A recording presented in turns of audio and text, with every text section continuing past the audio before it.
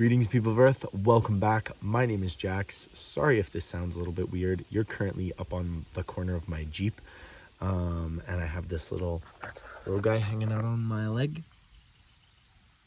You see him? A little bumblebee. Today we are talking about labels and why a label can be quite dangerous, especially for your own psyche and your own head and how you view things. He's just chilling out here. Don't mind me.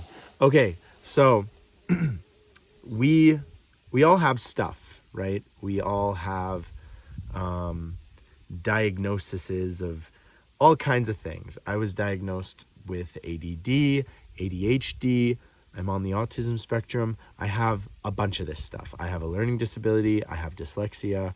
And for such a long time growing up, I thought that all of these things meant that I was just not cut out for society, that I would never be a cool kid or a smart kid or a particularly gifted kid. And I let these labels really define who I was. A little bit later in life, I found out that I was gay or bisexual or something like that. I don't even know. And these kinds of problems, don't go there. Sorry, he's like trying to sneak into my shoe. Go. No, you're fine. Yeah, and so later on in life, I found even more labels to describe myself, and it was really an issue because once again, it changed what I thought I could do, what I could achieve, what I had to like, what I had to enjoy. And I think a lot of us talk about our labels, and it's always in relation to other people. It's in relation to how they see us, how they view us, how we connect with them. You might say to somebody, oh, I have this label. And suddenly they are like, oh my gosh, I have this label too. We're like the same. And you connect over it, and it's great. What I'm interested in talking about today is how a label shapes your own view of yourself. I'm not really interested in how it affects other people because, frankly, I don't care what other people think of me anymore. I've gotten to a point in my life where I'm just like, you know what? Try to be the best I can, maintain a decent reputation. But at the end of the day, it's not my responsibility. It's not my job to make people feel good about me because I feel good about me. And so I wanted to talk about how labels affect individuals because, like I said at the beginning, when I had all of these different diagnoses that affected schoolwork and how I performed in school, I genuinely thought that I was just a dumb kid and that I would never get along with this kind of stuff. I really struggle even today with reading. A lot of what I do is I listen to audiobooks and things like that. I found solutions to my problems that mean that, no, I can live a perfectly normal life. It's just I do things a little bit differently, and it takes me a bit longer to understand stuff. So the problem we have is that we are given these labels by other people, whether they are formally diagnosed or not, and they really shape our perception of ourselves. And that's a real problem because, even when the label is self-assigned, when you think, oh, well, like I probably have OCD. And a lot of people claim to have OCD, but don't actually have OCD. And it's something that we sort of brush off as funny or like just something that we say in our language, like, oh yeah, I'm a bit OCD. No, you're probably not, because a genuine person with OCD has a very specific set of characteristics. But never mind that. Giving yourself that label pigeonholes yourself into a very specific kind of mentality, and it prevents you from engaging in new experiences, from trying new things, from exploring and being the person that you're meant to be. And whether it is somebody telling you this label or it is your own brain saying, oh, well, you can't do that. You have dyslexia. You can't read that. You can't do that math equation. It is almost more damaging than actually embodying the condition itself. The mind is such a powerful shaper of how we experience reality and how we experience our lives that just by telling yourself like, oh, I can't do that. Like I have this label that means that I don't do that very well. I don't socialize very well. It prevents you from getting better, and it prevents you from doing well. When I first learned that I was on the spectrum, I thought, oh, this is so nice. Now I can just tell people, hey, I'm sorry, I'm on the autism spectrum. I don't socialize very well. I don't understand social cues.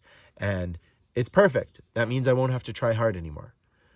And then I realized that if I stopped trying with social interactions and understanding people, I'd get worse at it. I'd get way worse at it. And I would eventually become someone who has no social skills at whatever, and I'm using it as a crutch. And so I told myself, like, no, you are a person on the spectrum, but that does not have to define who you are. That does not have to shape how you interact with people. And, I'm very hesitant to tell people in my daily life, oh yeah, I'm on the spectrum, unless it like comes up in conversation or something like that. No, because a lot of people don't even think that I have it, because I do some masking, and there's a whole topic on that.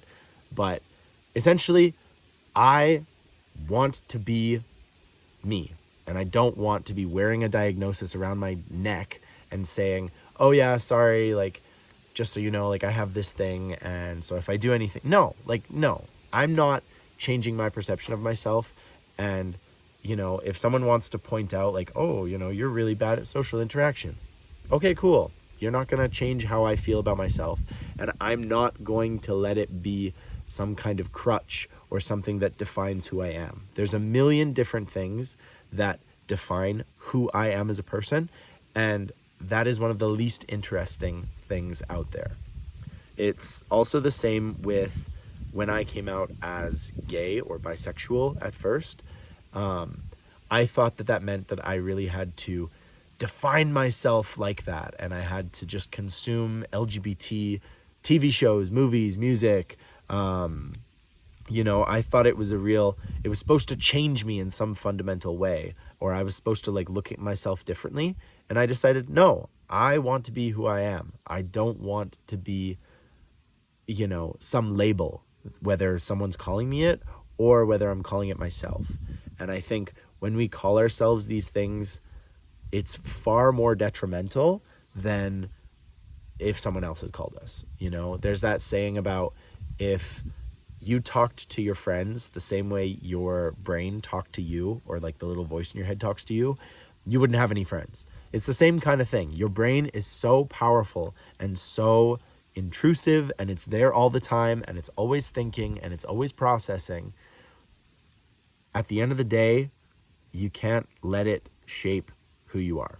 You have to live in the moment. You have to embrace who you want to be, regardless of some stupid label that you give yourself or that someone gives you.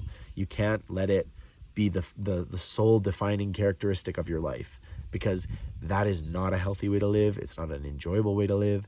And I can tell you from like so many sleepless nights asking myself, am I a good person? I have this thing. How do I get over it? How do I make sure no one else thinks that I have this thing? No, stop. Those labels, those like self-titled things that you tell yourself, you cannot let them define you, because it is one small aspect of who you are. And I think that is like the biggest point that I want to make, is that no matter what, no matter the label, it is such a small little fraction of who you are.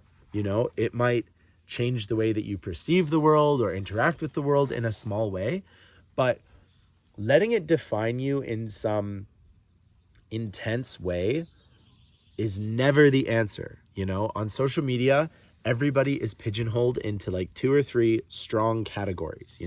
Oh, that guy on TikTok, he's the guy that shoots the bow and arrow. Oh, that guy on TikTok, he's the one that does the Ukrainian dancing. Don't let yourself get pigeonholed into real life the same way that social media pigeonholes everyone else. Don't let yourself become the guy on the spectrum or the guy with dyslexia. You are a multifaceted, amazing human being. You don't need to be defined by 1 or 2 characteristics. It might work great for the algorithm and going viral and all of that garbage, but it doesn't work for a human being that lives 24/7, like You're going to be here for many years, hopefully.